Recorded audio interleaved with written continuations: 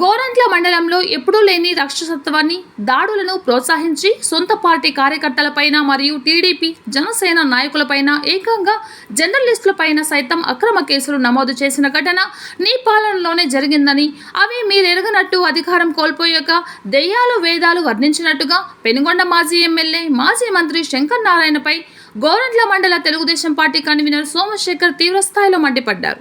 గతంలో అరాచకాలకు అడ్డగా ఉన్న ఒక వ్యక్తి ఇంటిపై గుర్తు తెలియని వ్యక్తులు దాడి చేశారని, అది టీడీపీ జనసేన పార్టీ శ్రేణులపై మాజీ మంత్రి శంకర్ నారాయణ నిందలు వేయడం సిగ్గుచేటని మండిపడ్డారు. శంకర్ నారాయణ హయాంలో గోరంట్ల మండలంలో అక్రమ కేసులు దాడులకు గురైన బాధితులు గతంలో వారికి జరిగిన ఆకృత్యాలపై తీవ్రస్థాయిలో మండిపడ్డారు.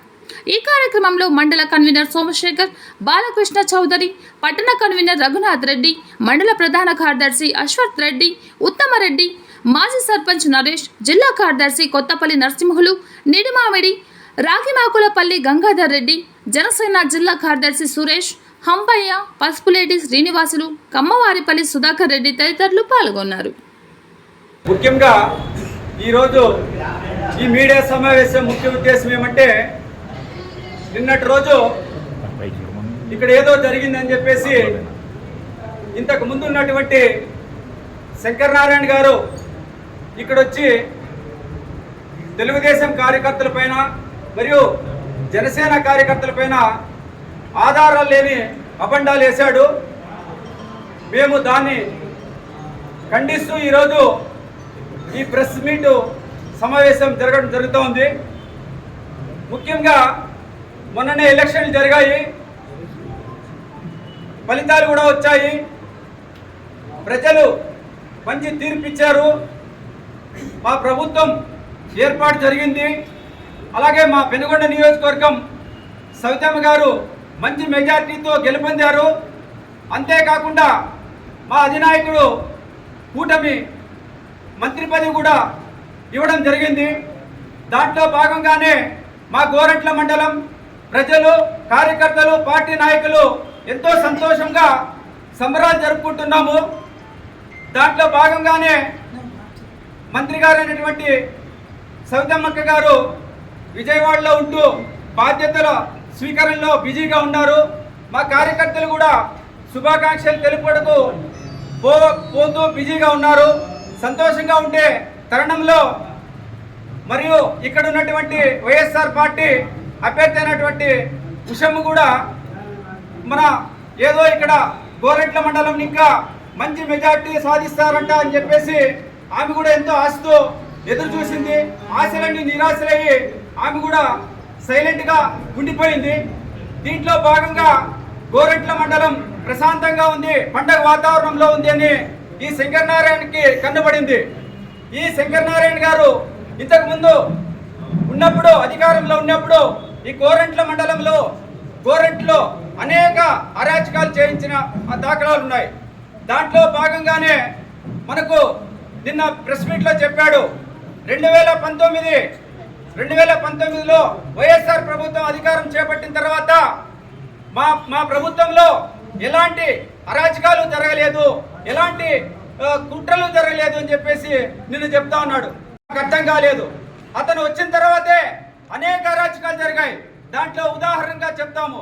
వచ్చిన వెంటనే ఇక్కడ మన ఎంఆర్ఓ ఆఫీసు పక్కనటువంటి ప్రభుత్వ భూమిని అక్రమంగా కాజేసి వేరే వాళ్ళకి ఎక్కిరిస్తుంటే మన జనసేన నాయకులు ప్లస్ కొంతమంది పోయి ప్రశ్నిస్తే వాళ్ళని నడి రోడ్డు దారుణంగా దాడి చేసిన దాఖలాలు ఉన్నాయి. ఈ వైఎస్ఆర్ ప్రభుత్వంలోనే, ఈ శంకర్ నారాయణ మంత్రిగా ఉన్న సమయంలోనే ఇలాంటి దారుణం జరిగింది.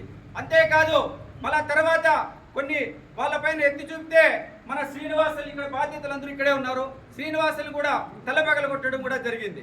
అంతేకాకుండా మన వైఎస్ఆర్ ప్రభుత్వాన్ని వైఎస్ఆర్ సిపి నాయకుడు అయినటువంటి షాదిక్ వలి ప్రశ్నిస్తే, మైనార్టీ నాయకుడైనటువంటి షాదిక్ వలి ప్రశ్నిస్తే ఇంటికి దూరి అనేక దాడులు చేయడమే కాకుండా మైనార్టీ మహిళలను చూడకుండా పోయి మహిళలపైన కూడా దాడి చేసిన దాఖలాలు ఉన్నాయి ఈ శంకర్ నారాయణే, ఈ వైఎస్ఆర్ ప్రభుత్వంలోనే. అంతేకాదు ఎగ్జాంపుల్ చెప్పుకుంటూ పోతే చాలా ఉన్నాయి. అంతేకాదు మళ్ళీ తర్వాత విషయం ఇంకా మన రెడ్డిచేరుపల్లి గ్రామంలో రెడ్డిచేరుపల్లి గ్రామంలో దాడులు జరిగాయి. అంతేకాదు వెంకటరావుపల్లి పంచాయతీలో ఎంతమంది రౌడీలు పిలిపించి మన ఒట్టేర్ల పైన దాడులు చేయడం కూడా జరిగింది. అంతేకాదు ఇంకా మనకు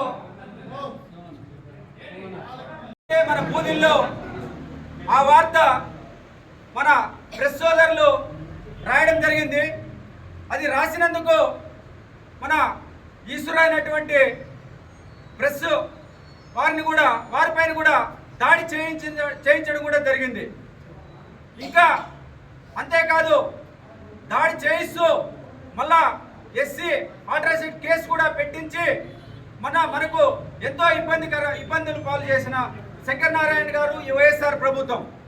మరియు అంతేకాకుండా ఎప్పుడూ లేనటువంటి ఈ సంస్కృతి మన గోరెంట్ల మండలంలో ప్రెస్ వాళ్ళ పైన నడి వీధిలో థియేటర్ కాంప్లెక్స్ దగ్గర మరణాయుధాలతో దాడి చేయించింది కూడా ఈ వైఎస్ఆర్ ప్రభుత్వంలోనే, ఈ శంకర్ నారాయణ ఎమ్మెల్యే మంత్రిగా ఉన్న సమయంలోనే.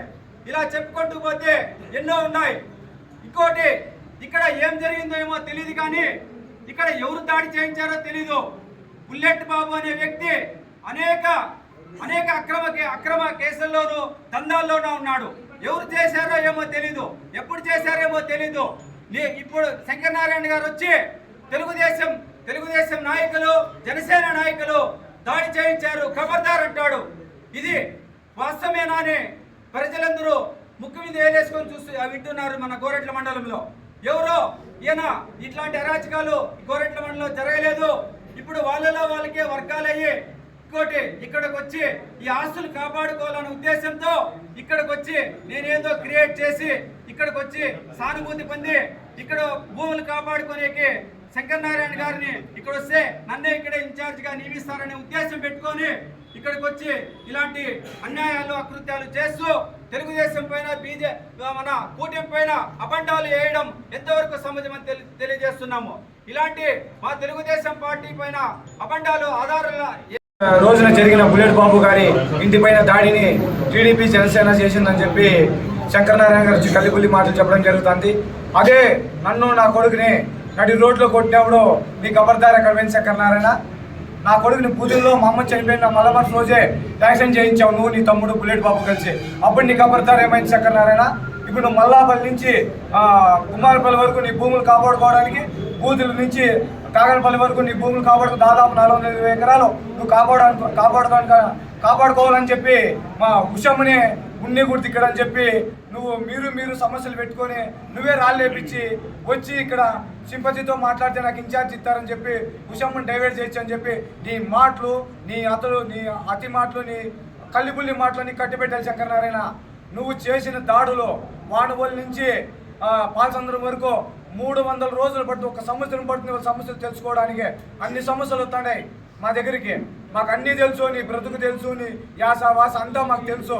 కానీ ఒకటే చెప్తున్నా, జనసేన పార్టీ తరఫున కొట్టాలనుకుంటే మీరు నన్ను ఆడైతే కొట్టించారో ఆడే పోయి కొడతా, అది నాకు ఆ దమ్ముంది, ధైర్యం ఉంది. కానీ మా అధినేత పవన్ కళ్యాణ్ గారు ఒకటే చెప్పినారు, మనము 5 కోట్ల మందికి సమాధానము, 5 కోట్ల మందికి పాలన అందించాలని చెప్పి మనకి ఆయన కోరడం జరిగింది. అందుకనే మేము ఇంకా ఏమి చేయలేదు. నువ్వు కోరుకుంటే మేము చేసి చూపించేదానికి నేను ఒక్కడే సిద్ధంగా ఉన్నా. వీళ్ళు ఎవరిని పిలిచిరాను. నేను ఆ రోజు ఏం చెప్పాను, ఒకటే వస్తాను, ఈ రోజు కూడా ఒక్కడే వస్తా. అట్లా భయపడే ప్రసక్తి అయితే లేదు నీతో. నువ్వేమనంటే నువ్వు విషయం కొట్లాడుకోండి, మీరు ఏమన్నా చూసుకోండి. కానీ మా కూటమి నాయకుల జోలికి వస్తే మాత్రం ఖబర్దార్ అనే మాట చెప్పిన ఖచ్చితంగా తరిమి నీకు ఎట్లయితే చెప్పులు తీసులు కొట్టారో ప్రజలే కొడతారు, మేమంతా కొట్టాల్సిన అవసరం లేదని చెప్పి ఈ సందర్భంగా తెలియజేసుకుంటారా. మేము ఒకటే చెప్తున్నాం సూటిగా, మేము ఎవరి జోలికి పోం. మా జోలికి వస్తే ఎవరిని పిలుచుకురాని నేను ఒకటే వస్తా. తస్మాత్ జాగ్రత్త మీ నాయకులంతా. నేను ఇటు నుంచి ఫోన్ చేస్తాను మీ వైసీపీ నాయకులే. నీ మీద ధైర్యం ఉంటే నాకెందుకు ఫోన్ చేస్తారు శంకర్ నారాయణ? నా మీద భయం కాదు, కూటమి మీద భయం, చేసిన తప్పుల మీద భయము. కాబట్టి నువ్వు ఇక్కడ రావాల్సిన అవసరం లేదు, నీకు సంబంధం లేదు. నువ్వేమన్నా విషయంతో మాట్లాడుకో, మిగతా నాయకులతో మాట్లాడుకో. కానీ మా జోలికి వస్తే ఈసారి నీకు ఏం జరుగుతుందో అది నీ ఊరికే వదిలేస్తామని చెప్పి ఈ సందర్భంగా తెలియజేసుకుంటాను. ఉంటానని నవంబర్ 2019 నవంబర్లో నా మీద కేవలం వాట్సాప్ గ్రూప్లో పెట్టినాను మెసేజ్. చంద్రబాబు నాయుడు గారు ట్విట్టర్లో ఏం పెట్టింటే అది పెట్టినా అంతే, అది వార్తా గ్రూప్లో. ఆ పెట్టిన దానికే నా మీద వాళ్ళు అంటే గతం నుంచి వాళ్ళు ప్రభుత్వం అధికారం రాకముందు నుంచి నా మీద టార్గెట్ పెట్టుకున్నారు. సోషల్ మీడియాలో ఎవరైతే యాక్టివ్ ఉంటారో వాళ్ళని ఇది చేయాలని వాళ్ళు అదే పనే చేసినారు. అధికారం వస్తానే నవంబర్ 19 నా మీద కేసు పెట్టినారు. అంత మించి వాళ్ళు ఏం చేయలేదు. మళ్ళీ అన్నగారు పరసాద్ అన్న వీళ్ళంతా సోమ అన్న అందరూ మెసేజ్ చేసి నేను మన నాయకులందరికీ చేస్తే వాళ్ళు సాయంత్రం వరకు వాళ్ళు ఇష్టమని చెప్పి అన్నోళ్ళు ఇచ్చేసి నన్ను బయటికి తీసుకొచ్చినారు. జరిగిన సంఘటన గురించి మన శంకరనారాయణ గారు మాట్లాడేది ఎట్లా మాట్లాడంటే ఏదో వేదాలకి ఏదో దయ్యాలు మళ్ళించినట్టు మాట్లాడి చెప్పినాడు.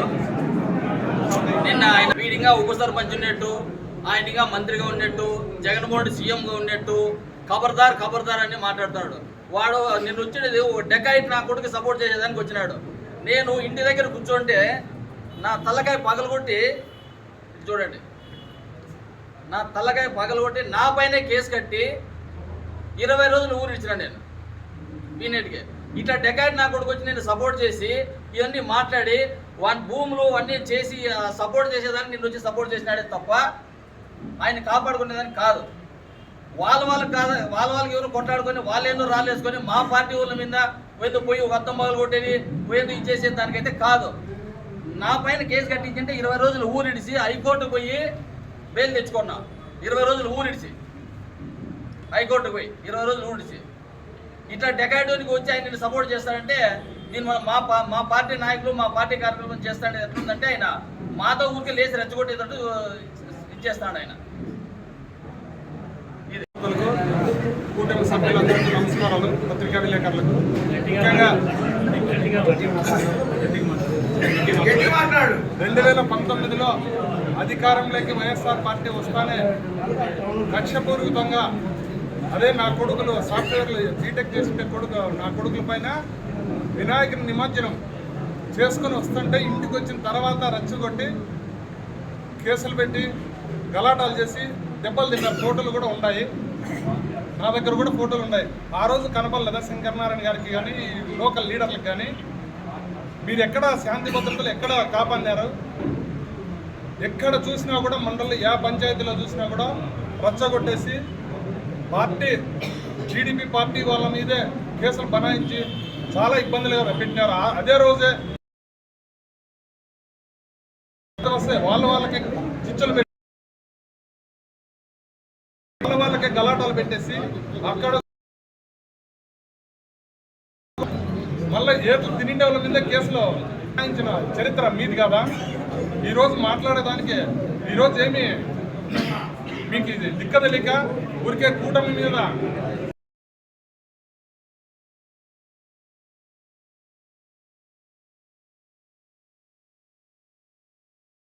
మీరు ఏదో ఇన్ఛార్జీల కోసం మీరు కుమ్మక్కలాడి మా పార్టీ మీద మా కూటమి మీద ఎందుకు అబండాలు వేస్తారో? ఏమైనా అట్లేమన్నా ఎవరైనా కావచ్చు ప్రూఫ్ చేసి వాళ్ళని నిజాలు నిగ్గు తెలుసండి కోరుచుంటూ సెలవు తీసుకుంటాను. ఏమంటే నాకు పెట్రోల్ బంకులు ఉన్నాయి. నేను ఐఓసీఎల్ డీలర్. నేను ఇంట్లో చిచ్చు పెట్టి ఈ శంకరనారాయణ సోమందేపల్లిలో నా పెట్రోల్ బంకులు 6 కోట్లు 7 కోట్లు టర్న్ ఓవర్. వాటికొచ్చి స్వయాన ఈయన తమ్ముడు సోమందేపల్లి స్టేషన్లోకి వచ్చి కూర్చొని నా పెట్రోల్ బంకుని సీజ్ చేయించి వైర్లు కట్ చేయించి నా మీద 6 కేసులు పెట్టించినాడు ఈయన తమ్ముడు. ఇది ఆయన సొంత కుటుంబ పాలన మాదిరి చేసి ఆ రోజు మాకు జరిగిన అన్యాయం మీకు కనపడలేదా శంకరనారాయణ? ఈరోజు ఎవడో అతను బుల్లెట్ బాబు కూడా రాత్రిలో ఫోన్ చేసి నా దగ్గర బెదిరించినాడు. నా దగ్గర రికార్డింగ్స్ ఉన్నాయి. బెదిరించినారు. రోజు వచ్చేది డాబాలో కూర్చునేది, నా బంకు మీద మనుషులు పంపించేది. ప్రతిరోజు 2 నెలలు నరకం అనుభవించిన నేను. ఆ నరకాన్ని అనుభవించి భరించలేక లాస్ట్కే 6 కోట్ల 7 కోట్ల టర్న్ ఓవర్ నిలిపేసుకొని ఈరోజు పార్టీ కోసం పనిచేసుకొని ఈరోజు పార్టీ కోసం పార్టీ అధికారంలోకి వస్తే మళ్ళీ ఆడ ఉషమ్మను బయటికి పంపించేదానికి మళ్ళీ తెలుగుదేశం కార్యకర్తల్ని తెలుగుదేశం నాయకుల మీద మళ్ళా నిందలేసి మళ్ళీ ఇక్కడ వచ్చి ఆయన భూములు ఉండేటివి కబ్జా కాకుండా ఇది కాపాడుకోవాలని చెప్పి మా పార్టీ నాయకుల మీద మా పార్టీ కార్యకర్తల మీద ఈరోజు నువ్వు బురద చల్లుతున్నావు. ఆ రోజు నాశనం చేసిన తెలుగుదేశం కార్యకర్తలే ఆ ఉసురు నీకు కొట్టుకోకుండా పోదు. నువ్వు నాశనం అయ్యే రోజు దగ్గరలోనే ఉంది. ఖచ్చితంగా నువ్వు నీ కుటుంబము నీకు సపోర్ట్ చేసినటువంటి ఇక్కడ కార్యకర్తలు లీడర్లు మొత్తం ఆ నాశనాన్ని మేము చూడాలా, స్వయానా చూస్తాం. మీరు వస్తే ఖబర్దారు. మీరు అధికారంలో ఉన్నప్పటికే భయపడలేం మేము. ఈరోజు మేము అధికారంలో ఉన్నాం. నువ్వేంది మాకు వచ్చి బెదిరించేది? ఇటుకే నీవు కాదు కానీ నీ తాత తరం కూడా కాదు మా నాయకులతో బెదిరించి మా కార్యకర్తలతో ఏదైనా చేయలే. నేను ఏదైనా ఉంటే మీరు వాళ్ళు కొట్టుకొని వచ్చి కూర్చొని ఎవరికో ఒక ఇన్ఛార్జ్ తీసుకొని వచ్చి ఏదో రాజకీయం చేసుకో నువ్వు మీరు కొట్టుకొని చేత కాక మా మీద వచ్చి పడుతుంటారు. ఖబర్దార్ అనేది ఆ పదం లేదు, ఇంకా డైరెక్ట్ అటాకే, వస్తాం చేస్తాం అప్పుడు చూపిస్తాం.